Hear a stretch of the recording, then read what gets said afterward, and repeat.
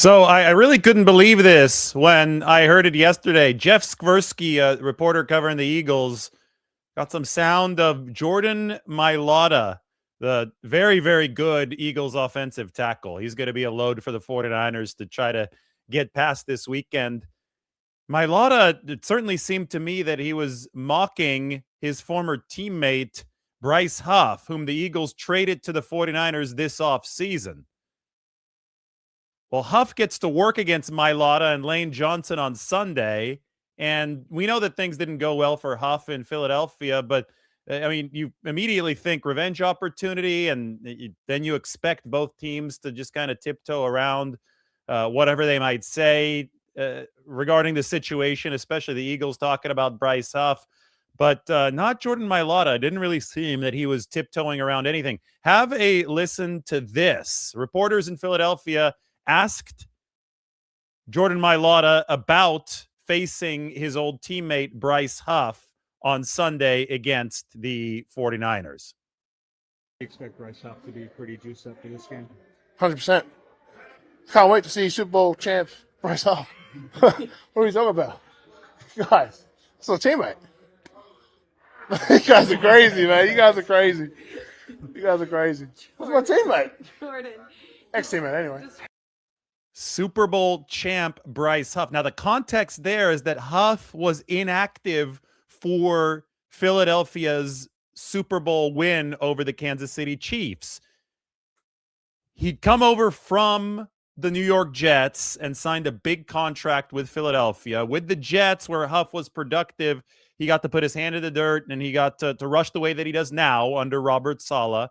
In Philly, in the 3-4 defense with Vic Fangio, Huff was asked to do a lot more dropping in coverage, and it simply wasn't a fit. He wasn't productive for the Eagles, and it got all the way to the point where, despite the fact that he was making over $17 million a year, Bryce Huff was inactive for the Super Bowl. And that's like the butt of the joke in Philadelphia, is that this guy wasn't even active for the Super Bowl. They had such a loaded defensive line that they didn't need this guy who didn't fit into their system. So the fact that Jordan Myada goes and makes a point to say Super Bowl champ Bryce Huff, that I think very clearly is an homage to that joke, to the joke that Bryce Huff was a big waste of money for the Philadelphia Eagles. One more time, let's have a listen.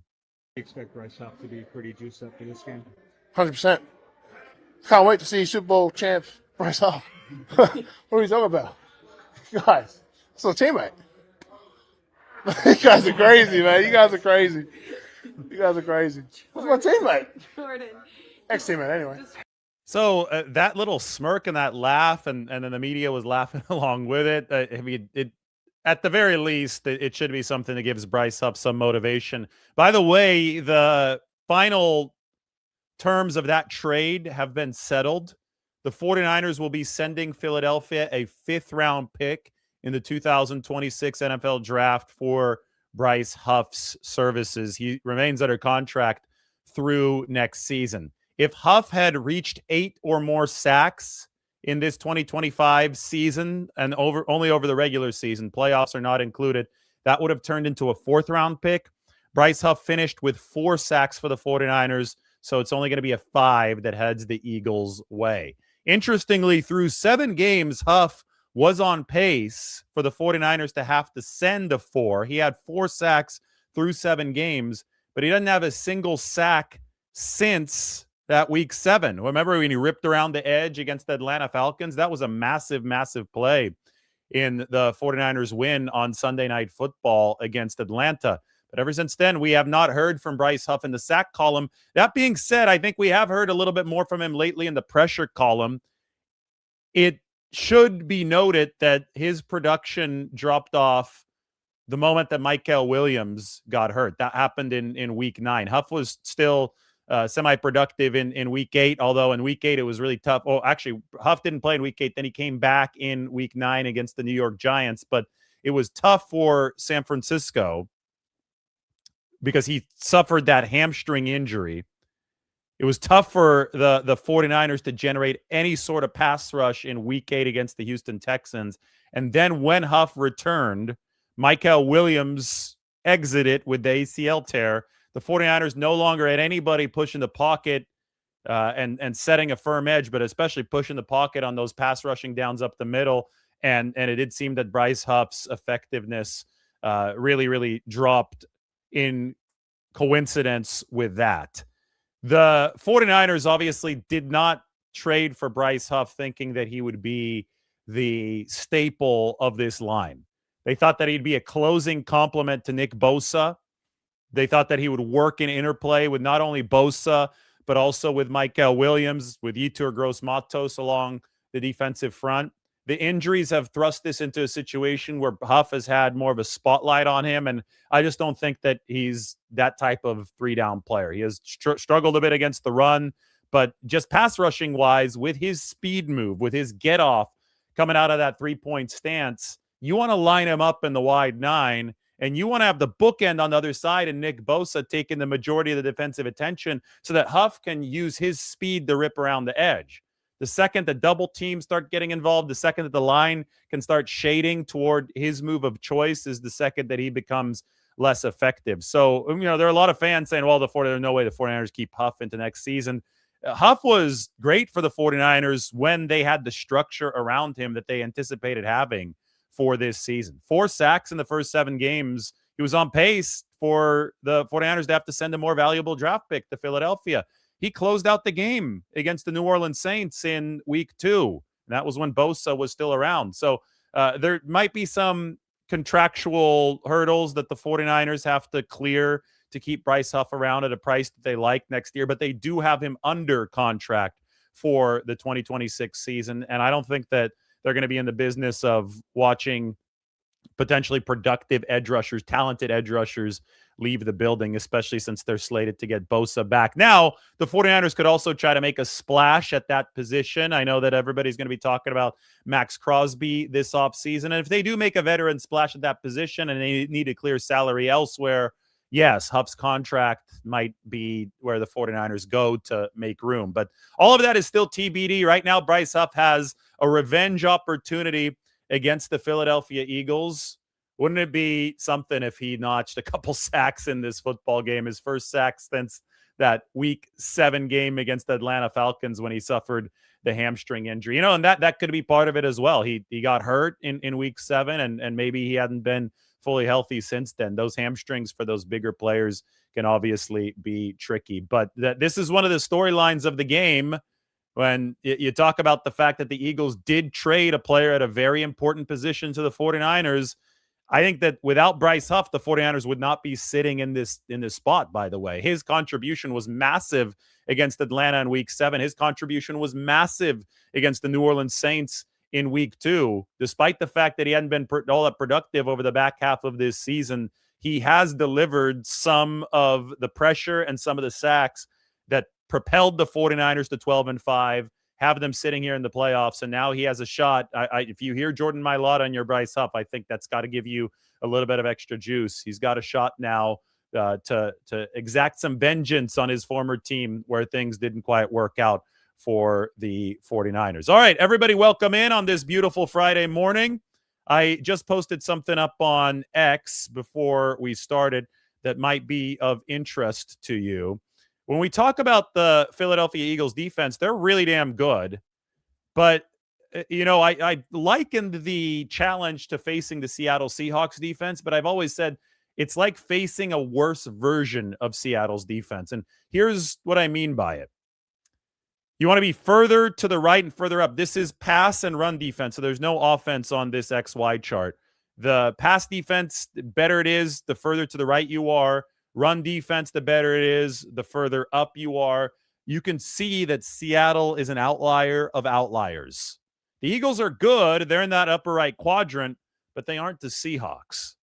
So there are levels to this. And I think that Mike Macdonald is an absolute cutting-edge genius for Seattle. Vic Fangio is obviously a great defensive coordinator as well. But based on what I've gathered in that 49ers locker room, based on what I've watched on tape, and based on what the numbers say to reflect all of that, Seattle is playing at a level that nobody else is playing at right now. And it's their ability to stop the run at an exponentially better level than the rest of the league that has really, really stood out. The Eagles have weaknesses. One of them is against outside zone runs. The 49ers obviously specialize in outside zone runs. Last week was a big problem against Seattle. They didn't have Trent Williams, and he's a big-time outside zone blocker because of how athletic he is. The 49ers didn't attempt a single outside zone. The gameplay, everything seemed out of whack last week for the 49ers, and they didn't have Williams. They didn't have Ricky Pearsall. There's a chance they have both of them back. It looks like Trent Williams is on a great track to play, and we'll see. I'm going to head down to practice to check out the status of Ricky Pearsall today. But I can guarantee you that the 49ers are going to run outside zone against Philadelphia on Sunday, because Philadelphia has given up over 5 yards per carry on outside zone. Trent Williams is back, and San Francisco needs to take advantage of the fact that they're playing a run defense that is not nearly as good as the one that they faced in Week 18.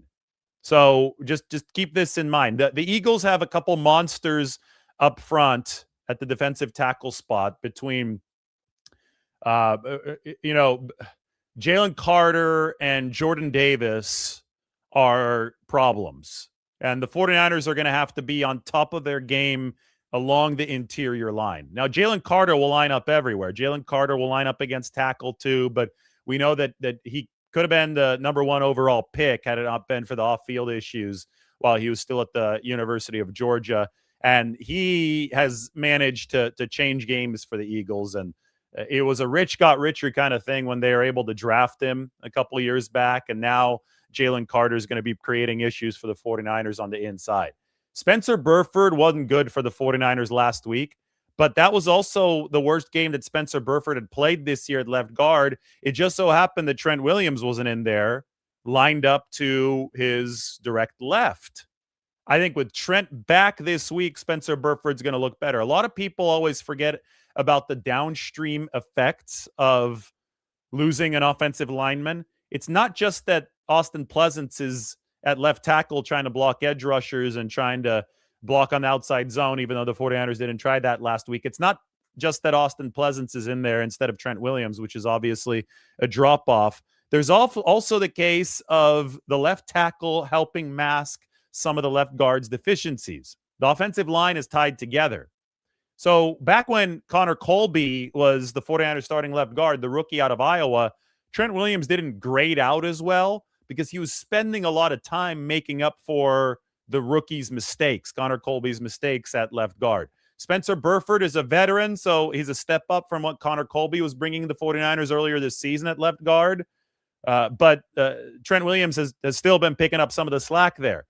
Without Williams in there against Seattle, especially against the really good defense, things just weren't nearly as good for Spencer Burford. And Burford is going to be matched up on Jalen Carter in this game, probably some Jordan Davis in this game. It's a really good defensive front for Philadelphia, and the 49ers need to be at full strength. But as this offense has risen, behind that rise has been the rise of an offensive line that, for whatever reason, was just completely scorched by 49ers fans over this offseason, even though they were decent last year. They weren't great. They had injury issues, obviously, with Trent Williams.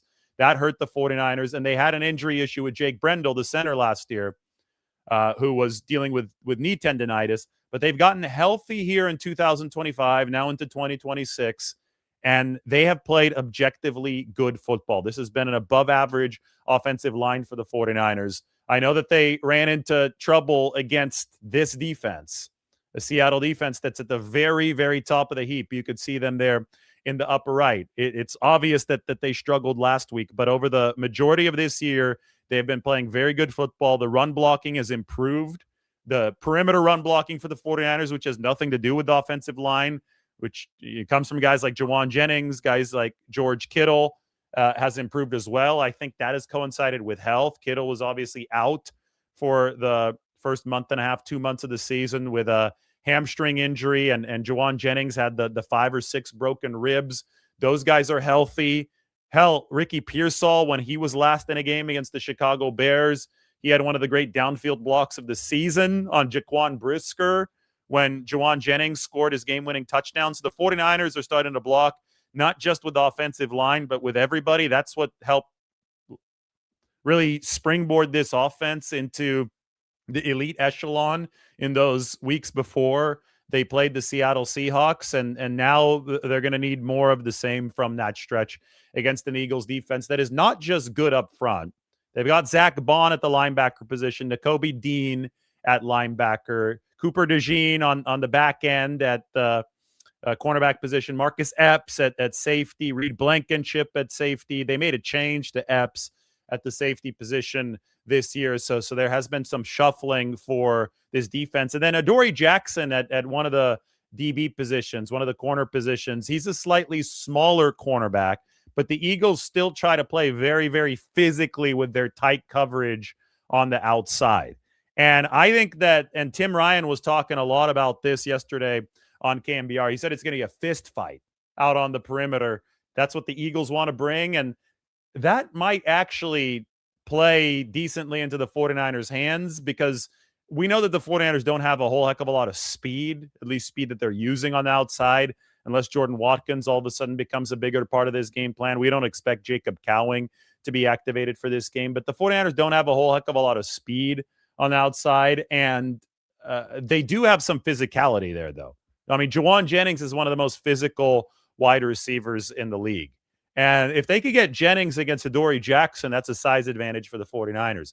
There is going to be a lot of hand checking and a lot of contact in the first 5 yards between the line of scrimmage and the spot where you can no longer make any physical contact legally beyond that spot 5 yards down the field. There's going to be a lot. That's the fist fight that Tim was talking about. So the 49ers are going to need to win those fights. They're going to need to run routes with purpose. They're going to need to open slivers of opportunity. And that has been enough for Brock Purdy to deliver over the course of his career. Brock is a quarterback who can put the ball on receivers in short spaces with timing and with accuracy. I would not expect there to be wide open windows in this game. This is too good of a Philadelphia defense for that to happen. So a lot of pressure on this guy right here, but also on the 49ers receivers to get open, to give Purdy an opportunity to put that ball right on them. I thought, against Seattle, everything seemed so out of whack. The 49ers, that they didn't feel that they had the personnel available without Ricky Pearsall, without Trent Williams, obviously without Brandon Ayuk. George Kittle might not have been 100%. They didn't feel that they had the personnel available to rip off 14-play drives and 12, 13, 14-play drives. They did that in week one, enough to win against the Seattle Seahawks. They didn't light up the scoreboard. They scored 17 points in week one. But I don't think the 49ers felt that they had the ability to do that. And, based on how it played out on the field, they're probably right. But they did call the game with an unusual sense of desperation, right? We talk about the 4th and 1 or the 4th and 2, and they were going over the top, or they were trying to go over the top, either to George Kittle or to Sky Moore. And yeah, I know that both of those guys were open, and Sky was open, but the offensive line couldn't hold up long enough. Colton McKivitz was trying to, that was a really interesting play, because Colton was trying to sell run block. The 49ers, there was a play fake on 4th and 1, which was unusual. So one way to sell the play fake, and a mandatory way to sell the play fake, is you've got to get heavy down in your 3-point stance, heavy on the hands, leaning forward, to make the defensive linemen think that this is going to be a run. Otherwise, they're going to pin their ears back and get after you as a pass rusher. And DeMarcus Lawrence, who's been around this league for a long time, Seahawks defensive end, was with the Cowboys before. He sniffed something out on the play, and he was able to fire right past Colton McKivitz into the backfield. And if you watch that play, Colton kind of fell forward because he was going to fake that run action, but then obviously he was going to start pass protecting. And DeMarcus Lawrence did not buy a single second of it. He just kind of swiped him off and was able to shoot into the backfield. And Christian McCaffrey against DeMarcus Lawrence in a pass blocking situation is a big time mismatch. And Lawrence was in Brock Purdy's lap right away. And it's too bad. It's a what if kind of play, because if Purdy had half a more second, he'd be able to uncork one. Probably a house call to Sky Moore downfield. Anyway, the the 49ers were, I criticized the play call at the time because I thought that, San Francisco should just be operating 3-4 yards at a time, especially if it's only 4th and 1 or 4th and 2. Just pick up the first down, find a way to work the short game, find a way to keep the drive alive, move downfield. But the larger calculation from Kyle Shanahan last week was obviously, yeah, we might have picked up the first down, but I didn't know if we could pick up 3 or 4 more first downs against the Seattle defense without a big mistake or a big sack or something like that. He did not really believe that the 49ers had the personnel last week with all of their injuries to go toe-to-toe with the Seahawks on a tightrope for a long period of time. So he did feel the need to pepper in some explosives, some surprising explosives to eat up a lot of the yardage, eat up a massive chunk of the yardage at once. The 4th and 1 surprise attack that didn't work was one such opportunity. The trick play, the double pitch pass they threw to Christian McCaffrey was another such swing that Kyle Shanahan took, and neither of those 2 plays worked. I think now heading into Philadelphia, you've got the defense that is not quite as good as the one that you played in Seattle or against Seattle last week at Levi Stadium. Case in point right here. B, you're going to have Trent Williams back. I think that's big. It's big for the outside zone run game. It's big for protection. It's big for a lot of things. You might have Ricky Pearsall back as well if you're the 49ers. You should have a healthier George Kittle. He's a week further removed from his low ankle sprain. And you should just in general have a fresher team. I'm looking at positions like Christian McCaffrey's because it's been a longer week for the 49ers this year or this week instead of the past 2 weeks, which were shorter weeks. They actually got to put in full practices. Anyway, add up all those things. And I think that you have to come to the conclusion, if you're the 49ers, that you can work this Philadelphia defense one step at a time in a way that you didn't believe you could work the Seattle defense one step at a time. You're going to have to put together long drives against Philly. You're going to have to take what's there because those slivers of opportunity are not going to be wide. Sure, you're going to take some downfield shots. Sure, you could think that you could take certain areas of Philadelphia aggressiveness and use it against them and find a window for an explosive downfield. Explosives are important against any NFL defense, but especially in the playoffs, long, consistent execution, that which might have been impossible given the matchup last week against Seattle, that is going to be imperative for the 49ers in this game. Because on the other side of the ball, Philadelphia is going to do their darndest to hog it. I tweeted this the other day, and I'm going to find the graphic. I didn't have this one immediately prepared for this show, but the pace at which the Eagles play is wildly slow. Take a look at this right here. X-axis is percentage of offensive snaps with the play clock at 5 seconds or less. Y-axis is percentage of offensive snaps with the play clock at 2 seconds or less. So the further up and to the right you are, the slower your offensive pace is, the more play clock you're trying to drain. The lower and to the left you are, the faster your pace is because you leave more of the play clock on the board when you take a snap. The Eagles just try to take the air out of the game. They're way up here. They try to take the air out of the game in a way that no other team does. Only the old school Mike Tomlin Pittsburgh Steelers, who are playing with a 42-year-old Aaron Rodgers, come even close to Philadelphia, and I'm not even sure if they come close. Eagles are way up here. Meanwhile, the 49ers down in the bottom left, they're trying to run a lot of offensive plays because they believe that they have an elite offense, and they believe if they can take more swings at the tree, ultimately it's going to fall down. I mean, they're just chopping wood. They want to swing that axe as many times as possible. The Eagles don't believe that because their offense isn't good. Jalen Hurts is, I mean, it's been sketchy this year, to say the least, for Jalen Hurts. They're an offensive team. They're a defensive team. I pardon my misuse of words there. They're a defensive team that loves to play pedal to the metal, super aggressive in coverage, super aggressive on the pass rush, and if they have fewer defensive snaps in a game, they can completely unleash hell with that defense. So they try to shorten the possession count of a game by taking as much time as possible at the line of scrimmage. I mean, think about the fact if you take 10 seconds less or 10 seconds more on every single snap on average, if you're snapping that ball with less than 2 seconds left on the play clock, that's a full minute of game clock after 6 plays, right? 10 times 6 equals 60.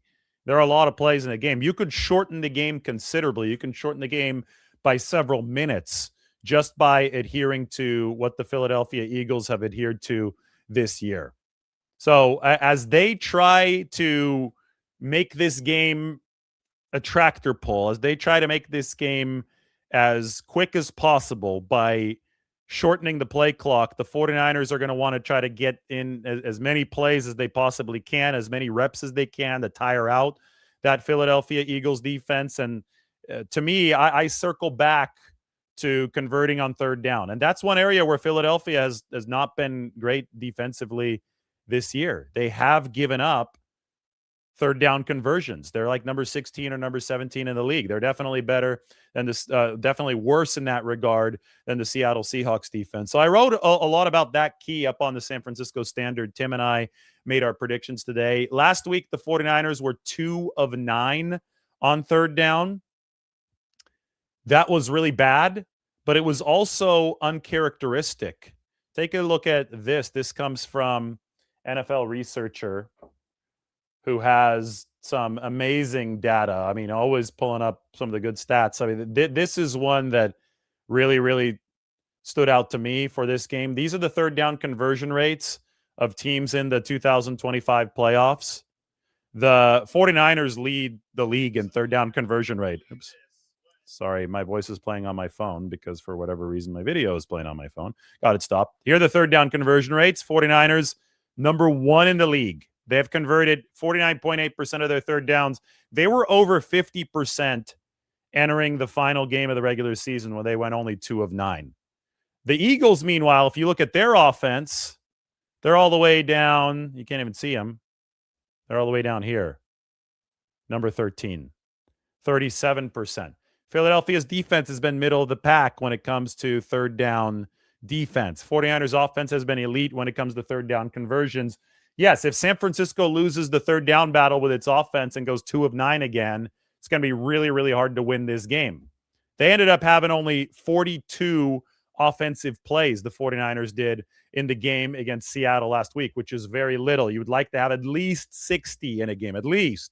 They had only 42. It's exactly what the Eagles are going to try to do to the 49ers by draining all of the time, draining all of the play clock while they're on offense, as you can see here with the two teams at the opposite end of the spectrum. So the one way that the 49ers counteract Philadelphia's desire to hog the ball is to try to hog the ball themselves. But because the 49ers run at a fast pace, the way to hog the ball is actually to pick up first downs. It's to stay on the field while you're moving instead of stay on the field while you're sedentary.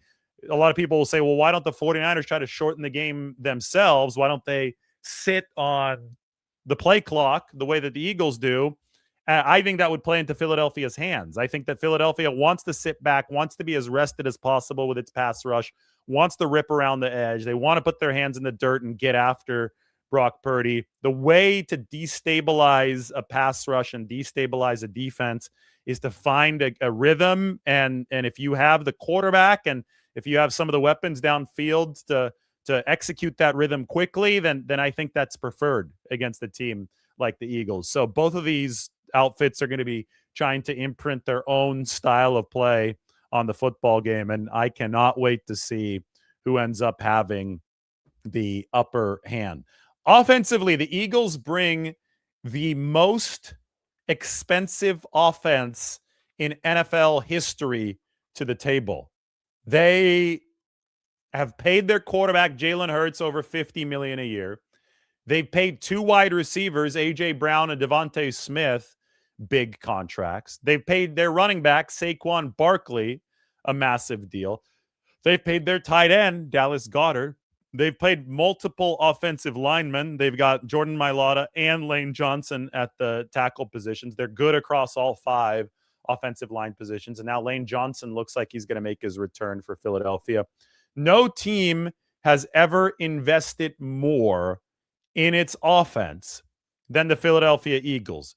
Yet that offensive side of the ball, despite being so handsomely compensated, has only managed to deliver slightly above average play. This is an offense and defense team tier chart for this 2025 season. The defense has been better. They're up here. I think the defense is still getting better. They haven't allowed more than 24 points in quite some time this season. But as you can see, the offense, which is operating on the x-axis, is only barely above average for the Eagles. There have been multiple halves this year where Jalen Hurts has gone without a completion.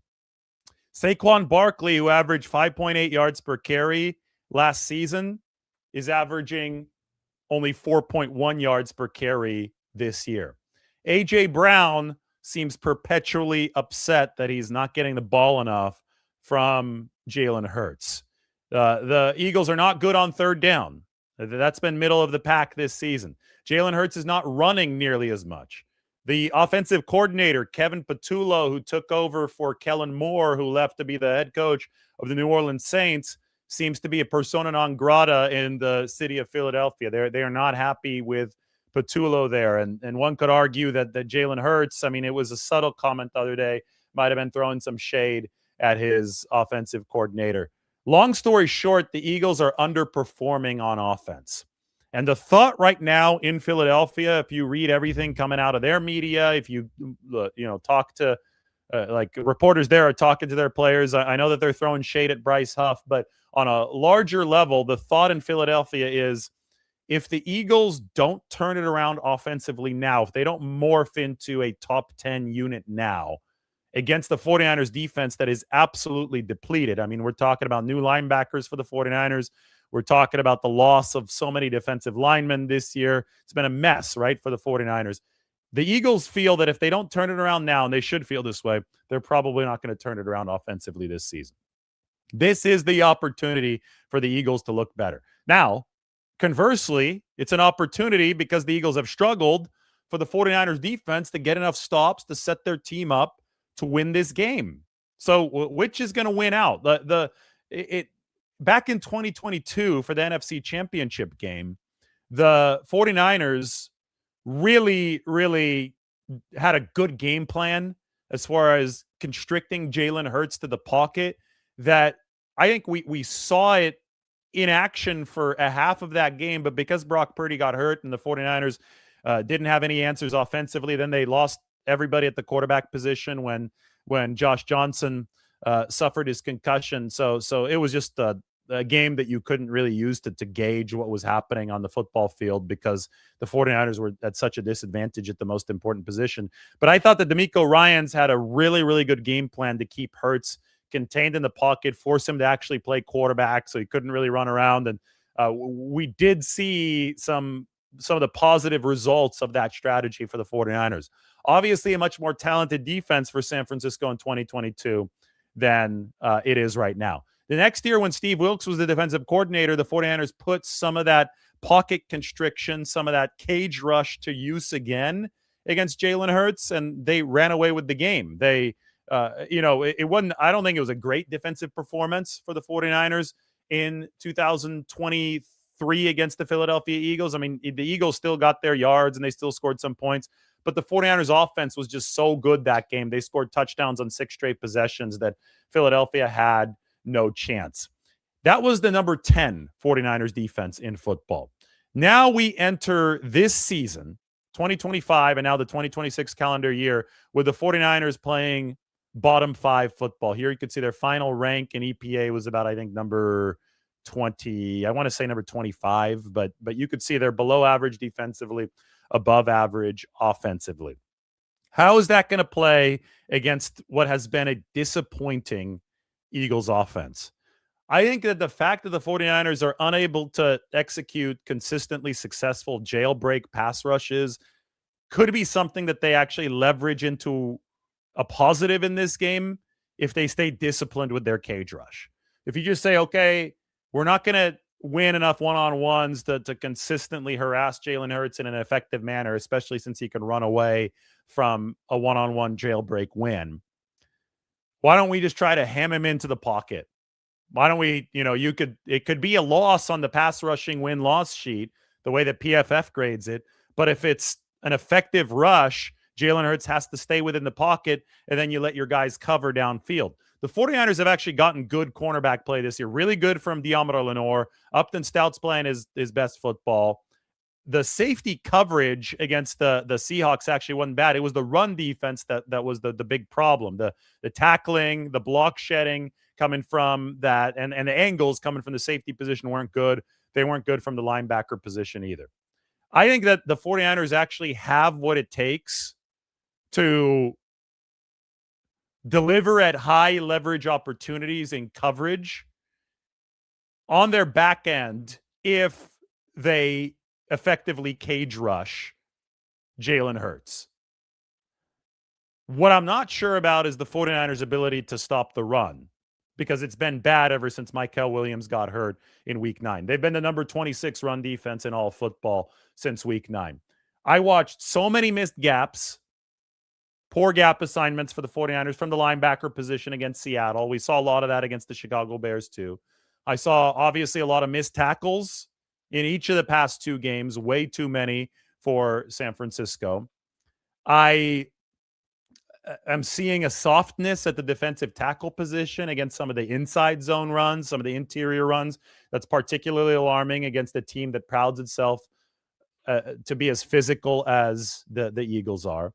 I've seen the number 26 run defense in the league for the 49ers, and I think they could be the number 25 defense overall in EPA and still have a chance to win a Super Bowl, but they can't do it if the run defense is playing down at number 26 levels. That was the big problem that they had to address entering this 2025 season coming out of 2024. They finished last year ranked number 29 in run defense. So they fired Nick Sorensen and they let a bunch of veterans go and they drafted rookies to improve the run defense. The problem is that so many of the guys that they drafted and so many of the additions and so many of the stalwarts that stayed around because they actually were good run defenders are hurt, right? Mykel Williams, hurt. Nick Bosa, hurt. Fred Warner, hurt.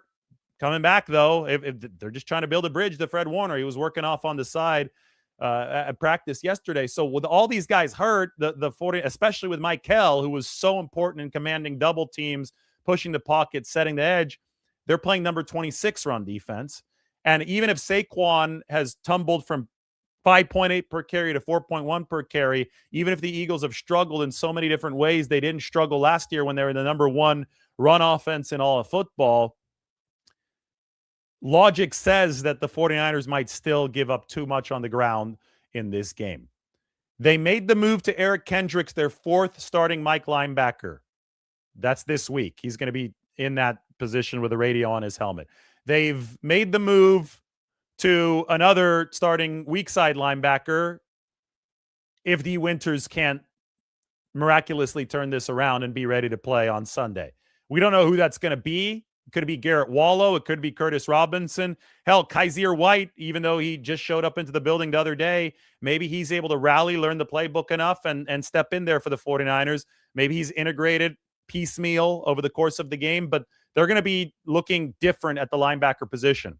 I think it's a good thing that they're going to be looking different at the linebacker position because what's happened since Mykel went down in week 9 has not been good enough. And I've talked about it on a week-by-week basis. The offense has had to carry the load for the 49ers. The defense, yes, they've been opportunistic enough, not against Seattle, but they've been opportunistic enough in the longer stretch of this season to notch wins for the 49ers.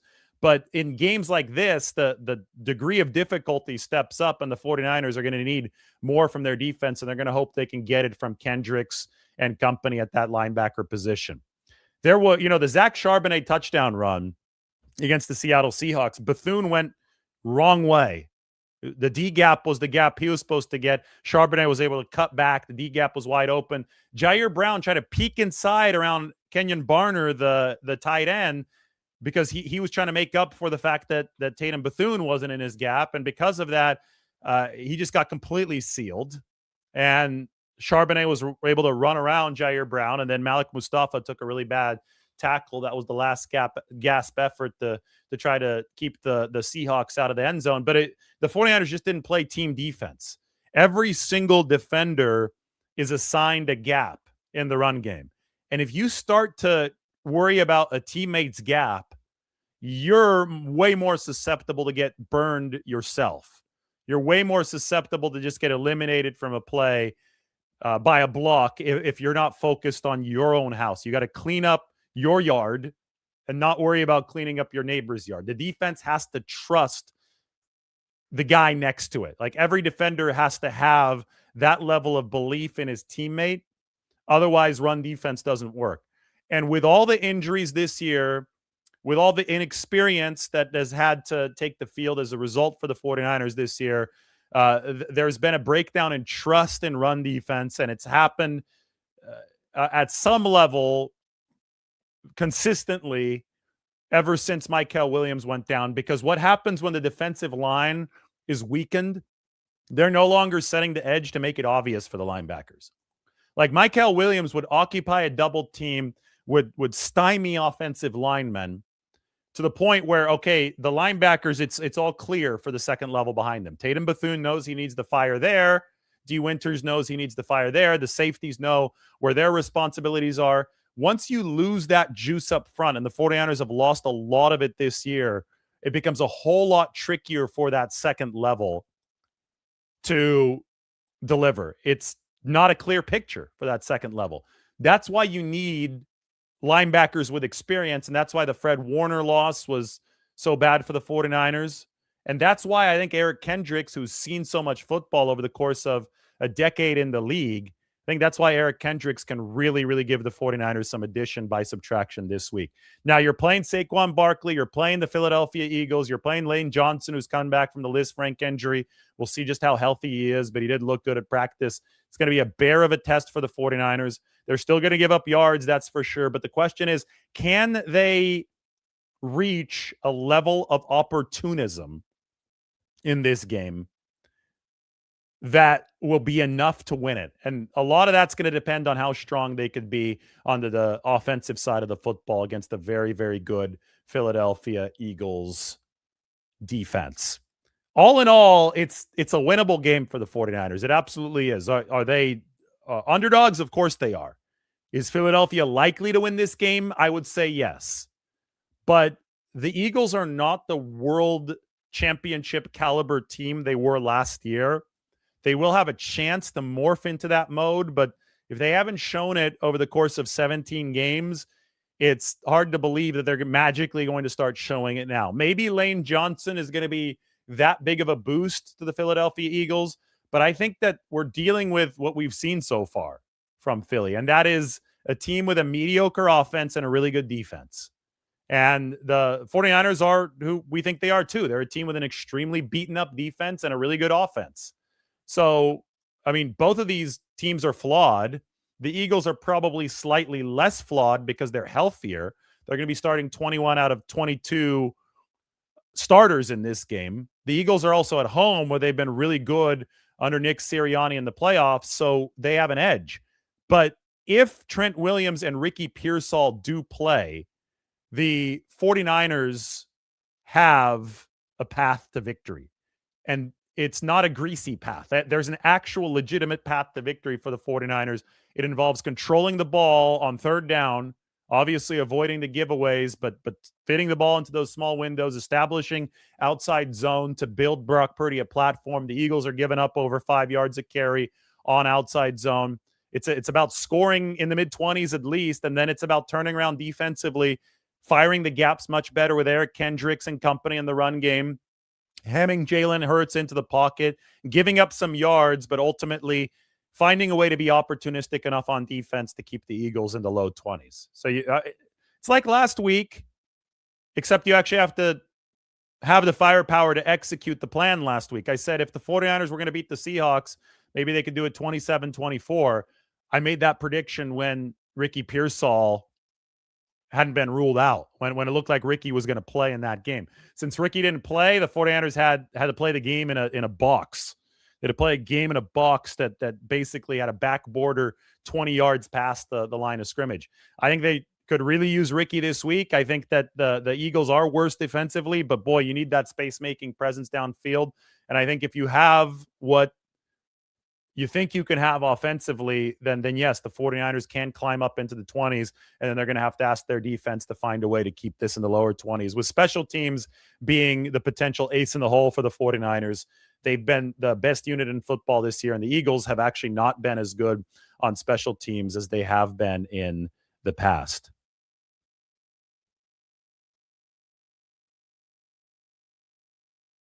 You're saying that Brock better show up? Well, he has showed up. He's been the best quarterback in football this year. He's ranked number 1 in the composite QB ranking. So, I mean, Brock Purdy's been really, really good. I wouldn't worry about Brock Purdy not showing up. I would worry about the 49ers creating separation downfield. I'd worry about the 49ers protection against the Eagles. I'd worry about a lot of things. The one thing that you probably shouldn't worry about is Brock Purdy because, again, he has ranked number 1 across the board in the composite QB rankings this year. How hostile is the boombox walkout going to be? Well, it's Philadelphia. They'll probably throw some stuff at the 49ers coming out. I love it. George Kittle loves it. He was talking about it yesterday. All right, I'm appearing on local TV on Cron here in just a few minutes, so I got to get the studio ready here for a TV appearance. So everybody, thanks for watching. We will talk to you guys soon. Hit that subscribe button. We are almost at 100K subscribers. We're at 97,777. Look at that. 4 million views a month, 97,777 subscribers. Hit the sub button. Get us on up there. And obviously check out the San Francisco Standard where I have made my prediction for the game. Not sharing it yet, but I have made my prediction for 49ers Eagles up on the Standard. Maybe I link that into the comments section and pin it up there. Everybody, thanks for watching. Hit the sub button. We have just gotten one more. That's great. But you can support the channel by doing that. And if you do, we will be the first ever 49ers channel to 100,000 real subscribers. Authentic, not paid for. Let's get there. We'll talk to everybody soon.